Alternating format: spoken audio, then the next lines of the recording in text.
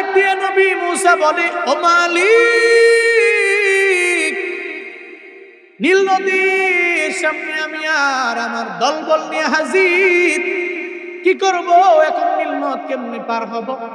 এটা বলতে দেরি আল্লাহ পাক বললেন, নবী মুসা চিন্তা নাই, লা তাহজান ইন্নাল্লাহা মা'ানা, আপনি চিন্তা করবেন না, সঙ্গে কে? আরো জোরে বলেন, কে আছে? আল্লাহ কয় চিন্তা নাই নবী, আপনার হাতের মধ্যে কি? কয় হাতের মধ্যে লাঠি। কয় লাঠি দিয়ে আপনি নীল নদের মধ্যে বাড়ি মারেন। সঙ্গে সঙ্গে নীল নদের মধ্যে বাড়ি মারলো, রাস্তা হয়ে গেল 12টা। আব্দুল্লাহ ইবনে আব্বাস রাদিয়াল্লাহু তাআলা আনহু ইহুদির পক্ষ থেকে 3 প্রশ্নের জবাব শুনলে প্রত্যেকটা মানুষের বুঝে আসবে যে আল্লাহ পাক কেমন মালিক। খলিফাতুল মুসলিমিন হযরত ওমর রাদিয়াল্লাহু আনহু উনি এই জায়গায় বসে রইলেন। এক ইহুদি ওনার দরবারে গেল। ইহুদি যে কয়, আয় খলিফাতুল মুসলিমিন, আমি তো ইহুদি, আমি তো তোমার ধর্ম মানি নাই, আমি তোমার 3টা প্রশ্নের জবাব যদি তুমি দিতে পারো তাহলে আমি কালেমা পড়ে মুসলমান হয়ে যাব। সুবহানাল্লাহ পড়বেন না? কয়টা প্রশ্ন? 3টা প্রশ্নের জবাব দিতে পারলে কালেমা পড়ে মুসলমান হয়ে যাব। সঙ্গে সঙ্গে বলতে লাগলো, বলো তোমার 3টা প্রশ্ন। নাম্বার 1 প্রশ্ন, এই জমিনের মধ্যে এমন একটা জায়গার মধ্যে সূর্যের আলো পড়ছে, ওই জায়গার মধ্যে ওই দিন ব্যতী রেখে আগেও কোনোদিন সূর্যের আলো পড়ে নাই, আবার ওই জায়গার মধ্যে কিয়ামত পর্যন্ত আর কোনোদিন সূর্যের আলো পড়বে না। কার সাথে হয়েছে, কোন সময়ের ঘটনা তুমি বানায়া বানায়া বলতে পারবা না। কোরআন থেকে যদি বলতে পারো, আমি কালিমা পড়ে পড়ে মুসলমান হয়ে যাব। 2 নাম্বার প্রশ্ন, ওমর, এই জমিনের মধ্যে 2 জন ভাই ছিল এমন, মায়ের গর্ভ থেকে আসলো জমিনের মধ্যে, একসাথে আবার মরণ বরণ করলো একসাথে, জমিনের মধ্যে আসলো একসাথে, আবার মারাও গেল একসাথে। কিন্তু 2 ভাইয়ের মধ্যে বয়সের ডিফারেন্স হয়ে গেল 100 বছর। জোরে বলেন, 100। তাহলে এই 2 ভাইকে জমিনের মধ্যে আসলো, মায়ের গর্ভ থেকে বের হইলো যমজ টুইন, আবার জমিন থেকে বিদায় নিয়ে চলে গেল, একসাথেই গেল। কেমনে সম্ভব? 100 বছরের ডিফারেন্স কেমনে সম্ভব? কার সাথে ঘটছে? 2 নম্বর প্রশ্ন। 3 নম্বর প্রশ্ন, এই পৃথিবীতে একটা কবর ছিল, ওই কবরের ভিতরে মুর্দা ঢুকছে, মুর্দাকে কবরের মধ্যে দেওয়ার পরে ওই কবর ওই মুর্দারে লইয়া টানা 40 দিন পর্যন্ত ঘুরছে, কিন্তু ওই মুর্দাকে কবরের মধ্যে কবর রাখতে পারে নাই। মুর্দাটা 40 দিন পরে বের হয়ে চলে গেছে। কার সাথে হয়েছে, কিভাবে হয়েছে? কোরআন থেকে বলবেন, বানায়া বলবেন। সুবহানাল্লাহ পড়বেন না? 3টে প্রশ্ন করলো। হযরত ওমরের সামনে দাঁড়িয়েছিলেন রাইসুল মুফাসসিরিন হযরত আব্দুল্লাহ ইবনে আব্বাস রাদিয়াল্লাহু তাআলা আনহু। উনি বললেন, খলিফাতুল মুসলিমিন, আপনি যদি বলেন, আমি তো, আমার তো বয়স কম, তখন ওনার বয়স মাত্র 12 বছর, কিন্তু মুফাসসিরিন দ্য লিড আব্দুল্লাহ ইবনে আব্বাস রাদিয়াল্লাহু, উনি বলেন, তাহলে এই 3টা প্রশ্নের জবাব আমি দিয়ে দিই। সুবহানাল্লাহ জোরে কয় না? বয়স কত? মাত্র 12 বছর বয়সী আব্দুল্লাহ ইবনে আব্বাস বলে, এই 3টা প্রশ্নের জবাব আমি দিয়ে দিই। হযরত ওমর বলে, ঠিক আছে, তুমি 3টা সওয়ালের জবাব দিয়ে দাও। আব্দুল্লাহ ইবনে আব্বাস বলতে লাগলেন, হুজুরে, তোমার 1 নাম্বার সওয়ালের জবাব হলো, কোরআনের মধ্যে তো মূসা এবং ফেরাউনের কাহিনী আছে না নাই? আসেনি? তুমি যেই কথা বললা, এটা তো মূসার ফেরাউনের সময়কার ঘটনা। এটা তো আব্দুল্লাহ ইবনে আব্বাস বানায়া বানায়া বলে না, বরং এটা তো আমার রবের কোরআনের ঘটনা, মূসা এবং ফেরাউনের ঘটনা। মূসা এবং ফেরাউন 2 জন বন্ধু। কথা কয় না? বন্ধু। ফেরাউন মূসা নবীর ছায়া পর্যন্ত দেখতে পারে না।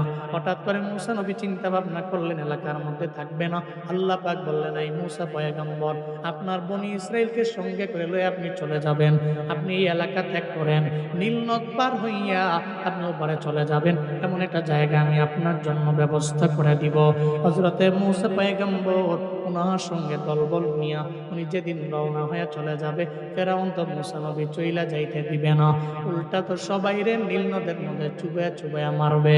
ফেরাউনের মনে মনে চিন্তা হলো, যারাই আমারে আল্লাহ মানে না, যারাই আমারে বড় ক্ষুধা মানে না, এদের আমি নীল নদের মধ্যে ফালাইয়া চুবায়া চুবায়া ডুবায়া ডুবায়া মারবো।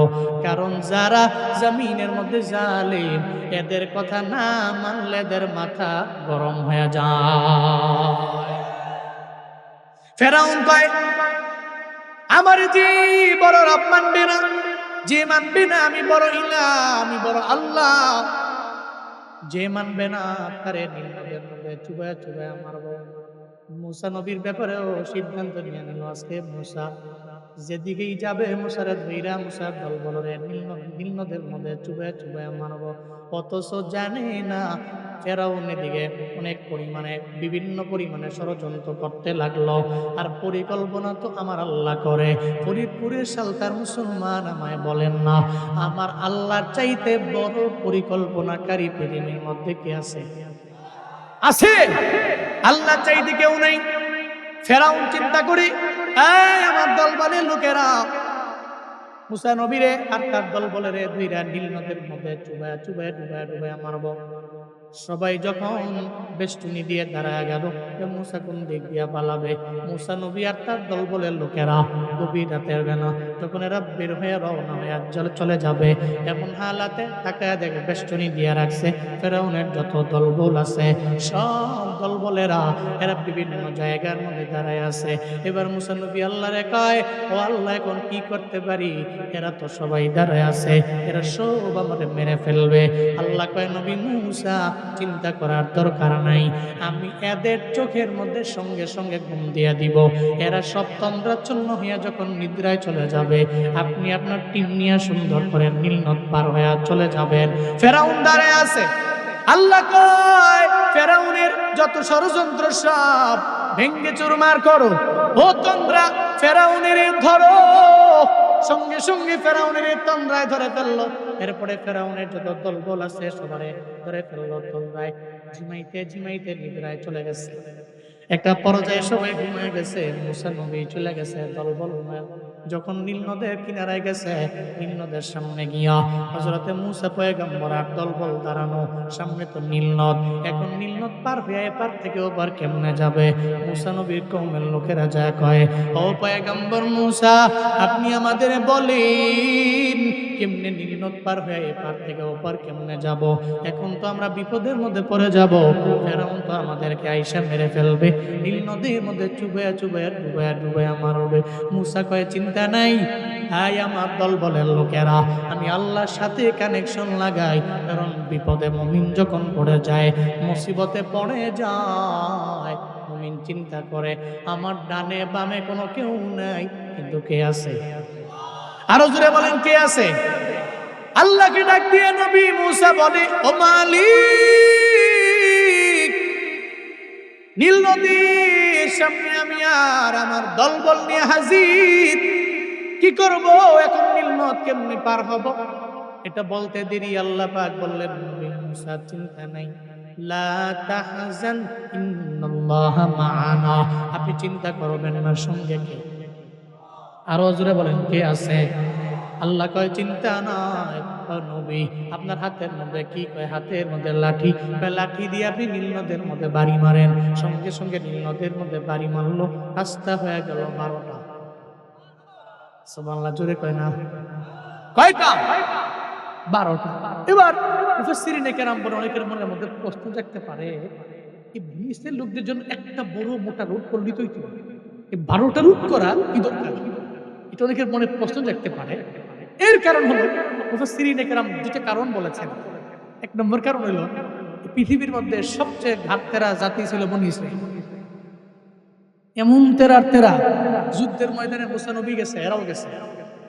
যখন দেখতেছে যুদ্ধের ময়দানে এরা পরাজয় বরণ করবে, মুসা নবীরে ফালায় ফুলায় দিয়া, যুদ্ধ করো তুমি আর তোমার আল্লাহ, আমরা যাই গা, তোমার লোকে যুদ্ধ মন্ত্র কইরা আমরা মরে যাবো, হইতো না, তাই গা? মুসা নবীর কথা হইলো, তোমার আল্লাহর পাওয়ার আছে, তোমার শক্তি আছে, তুমি দুজন মিলে যুদ্ধ করো, আমরা এইটাই যুদ্ধ মন্ত্র করে মরতাম, রাজি না? যাই গা, ফালায় দিয়ে চলে যেত। কিন্তু নবীর উম্মতেরা, আমার নবীর উম্মতেরা পুরো উল্টো।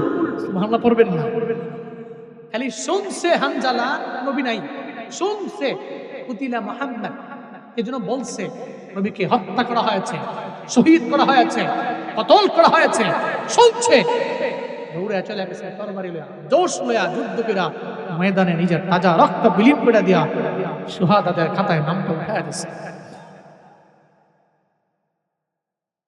উল্টো বনি ইসরাইল ছিল একটু ঘাটতেরা টাইপের, কিন্তু আমার নবীর উম্মতের আলহামদুলিল্লাহ ভালো আছে, সাহাবায়ে কেরাম ভালো ছিল, আমরাই না উল্টা পাল্টা। আর উল্টা পাল্টা হওয়ার কারণও আছে। আরে সুবহানাল্লাহ, আমরা যেই চালাক, যেই পরিমাণ ক্লেভার, আমরা যেই চালাকি করি, মাঝে মাঝে মনে হয় যে ইসলাম মনে হয় সরাসরি আমগুফরি আল্লাহ পাক নাযিল করছে, অন্যান্য মনে সোজায় নাই, সরাসরি নবী আমগুলো নিয়ে আইছে। তাহলে যদি না আইতো দল কয়টা আমগো দেশে? সুবহানাল্লাহ।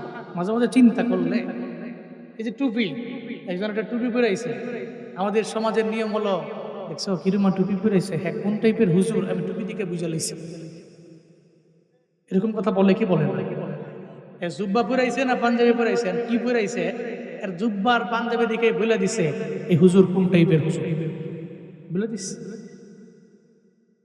আহ, কত ফিতনা, কত দম। কিন্তু নবী যখন ছিলেন, নবীর সাহাবায়ে কেরামকে নবী এমন ভাবে করছেন, সুবহানাল্লাহ ওয়া বিহামদিহি, এরা আল্লাহর প্রতি রাজি ছিল, আল্লাহ এদের প্রতি রাজি ছিল। সুবহানাল্লাহ পড়বেন না? রাদিয়াল্লাহু আনহু রাদু আন উলাইকা হিজবুল্লাহ আলা ইন্না হিজবাল্লাহি হুমুল মুফলিহুন। আল্লাহ পাক বলছেন এদের প্রতি আল্লাহ রাজি হয়ে গেছে, এরা আল্লাহর প্রতি রাজি। উলাইকা হিজবুল্লাহ, এরা হচ্ছে দেয়ার টিম অফ আল্লাহ। কার দল? জেনে নাও, ইন্না হিজবাল্লাহি হুমুল মুফলিহুন, নিশ্চয়ই আল্লাহর দলের যারা, এদের মতো সফল কাম এই পৃথিবীতে আর কেউ নাই। সুবহানাল্লাহ। এদের জিন্দেগিটা এমন ছিল। আল্লাহ আমাদের সবাইকে সাহাবায়ে কেরামদেরকে নমুনা বানিয়ে ইন ফিউচারে লাইফ লিড করার মতো তৌফিক দান করেন। সকলেই পড়েন আমিন। আরো জোরে চিল্লায় পড়েন আমিন। বনি ইসরাইল ঘাটতেরা, মুফাসসিরিনে কেরাম বলেন এদেরকে যদি একটা রুট দেওয়া হয়, কোন সময় কার লগে কি শত্রুতা ছিল, নীল নদের মধ্যে ধাক্কা দিয়ে ফালাই দিছে, ফালাই দিয়ে পরে কয় যে তুমি জায়গা জায়গা আর স্বার্থান নিশি বেশি লোক। এই চিন্তা করে আল্লাহ পাক রুট বানাইছে 12টা। সেকেন্ড নাম্বার কারণ হলো এদের গোত্র ছিল 12টা, এই কারণে এদের জন্য প্রত্যেকটা গোত্রের জন্য সিঙ্গেল সিঙ্গেল করে রুট বানায় দেওয়া হয়েছে, সিঙ্গেল সিঙ্গেল রাস্তা, সিঙ্গেল সিঙ্গেল রুট দেওয়া হয়েছে, যাতে করে অন্তত পক্ষে এক গোত্র যে রাস্তা দিয়ে যাবে আরেক গোত্রের কোনো লোক এই রুট দিয়ে যাওয়া দরকার নেই। কারণ এক গোত্রের লোকে তো মারামারি নাই, গোত্রের লোকে গোত্রের মারামারি থাকলে ডাক্কে দিয়ে ফেলাই দিব। তো যেই গোত্র এক রাস্তা দিয়ে যাবে আরেক গোত্রের কোনো লোক এই রাস্তা দিয়ে যেতে পারবে না। আল্লাহ পাক এই জন্য রুট বানাইছেন কয়টা? আপনার কথা বুঝতেছেন তো? রাগ করতেছেন না তো? পড়েন সুবহানাল্লাহ, কোন আলহামদুলিল্লাহ, আরো জোরে চিল্লা আল্লাহু আকবার। রোড 12টা ক্রস করছে, মুসা নবী আর মুসা নবীর দলবল সব রাস্তার মধ্যে চইরা পার হচ্ছে। এদিকে ফেরাউন আর ফেরাউন দলবল নিয়ে নীল নদের সামনে হাজির। ফেরাউন আর দলবল নিয়ে হাজির। ফেরাউন কয় মনে মনে এখানে নীল নদের মধ্যে রাস্তা কে বানাইছে? চিন্তায় পড়ে গেল মনে মনে, কারণ ফেরাউন তো বানায় নাই, কোন মানুষ বানায় নাই, গতকাল রাত্রেও বানাইতে পারে নাই। হঠাৎ করে রোড হয়ে গেল, কেমনে কি? জীবনে কোনোদিন নীল নদ পার হইছি, তবে রাস্তা দিয়ে পার হয় নাই। ফেরাউনের মনে মনে চিন্তা। এদিকে ফেরাউনের সঙ্গের দল বলেরা কয় ও আমাদের লিডার, এই আমাদের নেতা, এখানে নীল নদের মধ্যে রাস্তা কে বানাইলো বুঝলাম না। আর এই রাস্তার মাধ্যমে মুসা নবী রাস্তা ব্যবহার করে ওপার চলে গেল, বুঝলাম না এটা কেমনে সম্ভব। ফেরাউন যখন এই কথা কয়, ফেরাউন কয় জানোস না, এই কারণেই তো আনা রাব্বুকুমুল আলা, এই জন্যই আমি তোদের বড় রব। আমার যে আল্লাহ মানু, দেখছো আমার কি পাওয়ার?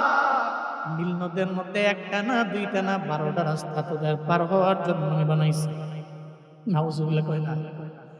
ফেরাউন নিজের বড় বানাইতে যাইয়া নীল নদের মধ্যে 12টা রাস্তা বানাইলাম আমি, আমার পাওয়ারে বানাইছি। এখন তার 5-8 গুনাম যারা আছে এরা তো কয় এজন্যই তো আপনারে বড় আল্লাহ মানি, এজন্য আপনারে বড় খোদা মানি, এজন্যই তো আপনারে বড় রব মানি। আপনি আমাদের পার হওয়ার জন্য রাস্তায় 1টা 2টা না 12টা রাস্তা আপনি আমাদের জন্য বানায় রাখলেন। দুনিয়াতে যারা 5-8 গুনাম এরা জীবনেও কোনোদিন মিথ্যাকে বুঝতে চায় না। ওর নেতা যদি মিথ্যা বলতে বলতে বলতে পাহাড় পরিমাণ মিথ্যাও যদি বলে, ও যদি 5-8 গোলাম হয়, এরপরেও দেখবে ওই নেতার মিথ্যারে জীবনেও কোনোদিন মিথ্যা বলে না, সত্য বইলেই প্রচার করে, ঠিক কিনা?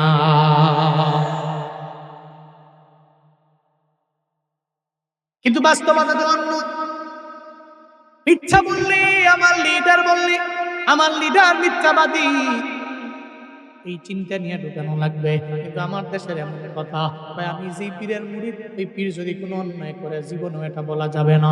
আমি যেই দল করি ওই দলের নেতা যদি কোনো খারাপ কাজ করে তাহলে জীবনেও এটা বলা যাবে না। আমরা এমন ভাবে সাফাই গাইতে গাইতে গাইতে এমন একটা পর্যায়ে নিয়ে যাই, এমন একটা হালাতে নিয়ে যাই, সাফাই গাইতে গাইতে এমন একটা উচ্চ শিখরের মধ্যে নিয়ে যাই, দেখা যায় যে মিথ্যাবাদী, যে মিথ্যা কথা বলে, মিথ্যা বলে, ওই মিথ্যাকেও সত্যতে কনভার্ট করার চেষ্টা করে। আছে না নাই? আছে না নাই? অথচ আমার দেশের লোকেরা যদি, আমি একজনকে ফলো করি, তার তো, সে তো মানুষ, তার ভুল হওয়া, সে মিথ্যা বলা, তার ভিতরে লোভ কাজ করা, সে যখন খারাপ কাজ করবে আমি তার একজন অনুসরণকারী ব্যক্তি, আমি যদি সবাইকে বলি না উনি আমার পীর হতে পারে, কিন্তু উনি ভুল করলে মানুষ কি ভুল করতে পারে না? ভুল করছে, আমি ভুলটাকে ভুলই বলবো। উনি আমার লিডার, উনি আমার নেতা, আমি ওনাকে ফলো করে চলি, ওনার কি ভুল করতে পারে না? হ্যাঁ পারে। ওনার ভুলটাকে আমি ভুলই বলবো। ওনার মিথ্যাটাকে সত্যতে কনভার্ট করে মানুষের সামনে উপস্থাপন করা যাবে না। যদি এই মন মানসিকতা নিয়ে আমার দেশের মানুষেরা চলতো, তাহলে জীবনেও কোনোদিন কোনো লিডার মিথ্যা কথা বলে আবার গলা উপরে কথা বলতে পারতো না। সে চিন্তা করতো যে আমি যে মিথ্যা বলছি, আমার দলের লোকেরাই সে মিথ্যার ব্যাপারে স্লোগান দিচ্ছে।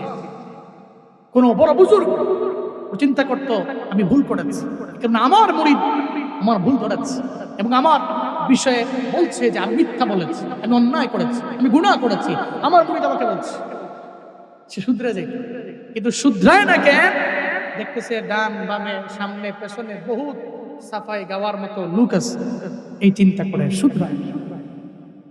হযরত মাওলানা কারি জুবায়ের আহমদ তাশরিফ, আমার ভাই চলে আসছে, আপনারা সবাই পড়েন আলহামদুলিল্লাহ, আরো জোরে পড়েন আলহামদুলিল্লাহ। খুশি না বেজার? কারা কারা বেজার? কারা কারা খুশি? মাশাআল্লাহ, আল্লাহ পাক কবুল করেন, পড়েন আমিন। আমাদের কালকে আমার প্রোগ্রাম ছিল সুনামগঞ্জে, পুরো প্রোগ্রাম ছিল মৌলভীবাজারে। আমি সুনামগঞ্জের প্রোগ্রাম শেষ করছি রাত 2টায় শেষ করে আমি সারাদিন লাগে ঘুমাইছি মাত্র 2 ঘন্টা, বের হয়ে গেছে। কিন্তু আমার জীবনে স্মরণকালের সর্বশ্রেষ্ঠ ঢাকার জ্যাম পাইছি আমি কোনোদিন, এমন জ্যাম পাইনি। উত্তরা থেকে বের হয়েছি, পুরাটা ঢাকায় আমার সময় গেছে 3-4 ঘন্টা। এত সময় তো লাগে না, 1.5 ঘন্টা লাগতে পারে, 2 ঘন্টা লাগতে পারে, 2.5 ঘন্টা লাগতে পারে, 3-4 ঘন্টা শুধু ঢাকার ভিতরে খালি ঘুরতেছি, এদিকে ডানে যাই এদিকে বামে যাই, পাগলের মতো হয়ে যাচ্ছে। তো এসেও সেম তাশরিফ ছিল বিবাড়িয়ায়, কালকে আমার বলতেছে বিবাড়িয়া থেকে যাও, আমি না বাসায় যাও, বাসা থেকে বের হই। সেও বিবাড়িয়া থাকছে, লেট হয়ে গেছে, বিশাল বড় জ্যাম। এখন যানজটের কারণে পড়লে ঝামেলা তো হয়। আর আমগো দেশে তো মাশাআল্লাহ পেলা বিনাই, এটা আর কি বলার আছে, যা তো জানার আমরা জানি নই। আল্লাহ এই দেশকে সমস্ত বিশৃঙ্খলা থেকে হেফাজত করেন। আরো জোরে চিল্লে আমিন। তো ভাই চলে আসছে, আমার বন্ধু চলে আসছে, সে আসবে, কথা বলবো ইনশাআল্লাহ। আমরা একটু আগে যাই না?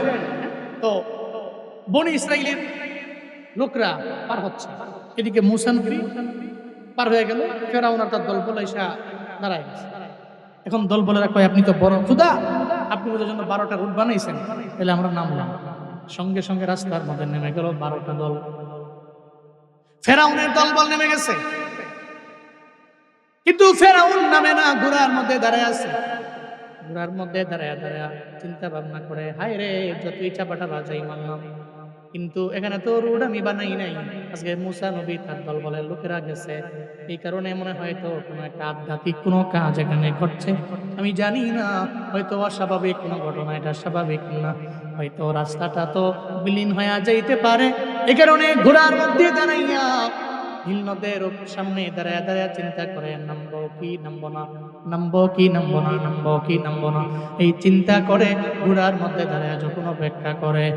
এই সালতার মুসলমান আমায় বলেন না, কিত্তার মুসলমানেরা বলেন না, নকুলহাটির মুসলমানেরা বলেন না, এই যে ফেরাউন ঘোড়ার উপরে দাঁড়াইয়া নীল নদের সামনে অপেক্ষা করেন নামে না, আমার আল্লাহ দেখে কি দেখে না? আল্লাহ কে ফেরেশতা, ওই ফেরাউনের দরবারে যাও, আবার তোমার ব্যক্তিগত যে আকৃতি আকৃতি নিয়ে যাও না, বরং এর সামনে একটা বেডি ঘোড়া হয়ে এর সামনে যাও। কি ঘোড়া? কি ঘোড়া? বেডি ঘোড়া হয়ে যাও। তুমি বেডি ঘোড়া হইয়া ফেরাউনের বেড়া ঘোড়ার সামনে গিয়া যখন দুইটা ড্যান্স মারবা, বেড়া ঘোড়ার মাথা নষ্ট হয়ে যাবে। তখন ঠিক কিনা বলেন?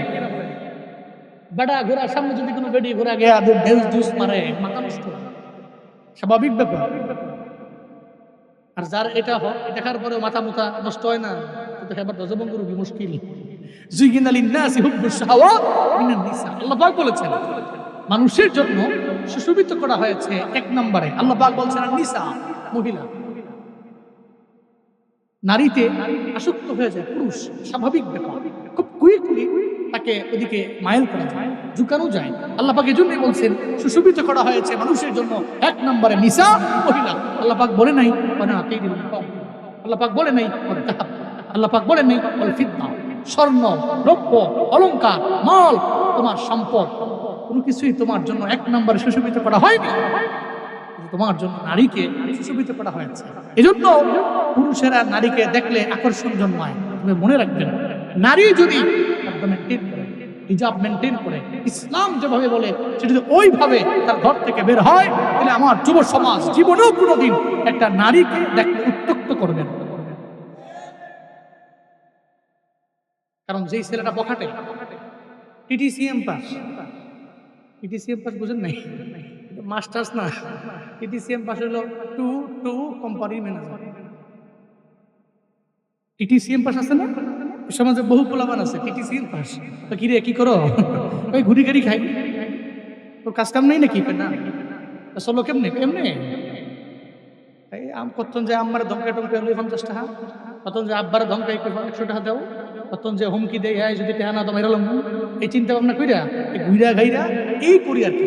কেমনে চলো? চলি এমনি চলি, এমনি চলতেছে আর কি, আল্লাহ চালাইতেছে। হ্যাঁ কাম নাই, কয়দিন পরে গেছে, কই গেছো? কত প্রবাস, এরকম আছে না নাই? চলে গেছে বহুত লোক, এমন পোলাপান আছে ছোট কোম্পানি ম্যানেজারের মতো ঘুরে। হ্যাঁ, তবে এর চাইতো প্রবাসে যাওয়া কোটি গুণ উত্তম। কারণ এই প্রবাসীরা যেই পরিমাণ কষ্ট করে কাজ হয়, মনে গেলে আমার পরিচিত বহু পোলাপান আছে, নষ্ট হয়ে গেছে, বুদ্ধি দিছি 2 লাখ 3 লাখ 4 লাখ টাকা খরচ করে বাইরে পাঠিয়ে দাও, এবার তারের মতো সোজা হয়ে যাবে। যে পোলাটা ঘরের মধ্যে থাকতে, বাড়ির থাকতে খালি ছোট কোম্পানি ম্যানেজারের মতো ঘুরতো, প্রবাসে গিয়া এখন লাখ টাকার মালিক হয়ে গেছে। আল্লাহ আমাদের প্রবাসী ভাইদেরকে ভালো রাখেন, সুস্থ রাখেন, চিল্লায় পড়েন আমিন। আপনারা রাগ করতেছেন না তো? আচ্ছা, বেডা বেডা ঘুরার সামনে বেডি ঘুরে নাচ মাছ দিয়া ড্যান্স দিতেছে কঠিন ভাবে। যখন কঠিন ড্যান্স মারতেছে, তখন তো ফেরাউনের যে বেডা ঘুরা, এটা মাথা নষ্ট। মূলত এটা তো বেডি ঘুরা না, এটা ফেরেশতা। আল্লাহ কইছে তুই খালি বেডি ঘুরা মতো ভাবলে যাবি আর কি। ফেরাউন তো তার লাগাম ধরে রাখতে পারতেছে না, এদিকে বেড়া ঘোড়া মাথা নষ্ট। ফেরাউন তো নামিস না, ফেরাউন চায় না যে রাস্তায় নামবে, কিন্তু ঘোড়ায় তো চায়, সামনে তো ভুই আছে রাস্তার মধ্যে, নামতে তো মন চায়। এদিকে ফেরাউন বারবার দমন দিয়েও রাখতে পারে না, সঙ্গে সঙ্গে বেরিয়ে ঘোড়ারে ফলো করতে লাগলো, লাফ দিয়ে রাস্তার মধ্যে নেমে গেছে। চিল্লায়া বলেন খেলা কাদের কুদরতুদারি বরং কামার আনতা রব্বি আনতা হাসবি জালাল তুহি কাদের জলিলুল্লাহ জাহাদা বহর হালে তুহি মেরা মেরা নেগাহদার। আল্লাহ পাকের কুদরত, ফেরাউন তো নামতে চায় না, আল্লাহ নামায়া দিলেন। ফেরাউন নেমে গেল। এখন তো ঘোড়াও দৌড়ায়, সামনে ঘুরে দৌড়ায়, ঘুরায় চায় ঘুরিরে ধরবে, কিন্তু ধরতে পারে না। কারণ এটা তো দুনিয়াবি কোনো ঘুরি না, এটা তো আমার মাওলার খেলা, এটা আমার মাওলার কুদরত। ওই ঘুরি তো ফেরেশতা, ঘুরিও দৌড়ায়, ঘোড়াও দৌড়ায়। ফেরাউন কয় যাইস না রে, আমারে মাইরা লাইস না, যাইস না, যাইস না। কিন্তু ঘোড়া তো মানে না, ঘোড়া তো ঘুরির পেছনে দৌড়ায়। যখন নীল নদের মাঝে গেল, আল্লাহ কয় এই ফেরেশতা লাগবে না, তোর দ্বারা যে কাজ করার আমি আল্লাহর হয়ে গেছে রে, আয় না। এখন আবার ফেরেশতাদের আকৃতিতে তুই আবার সব ফেরেশতাদের সঙ্গে মিলিয়া যাও।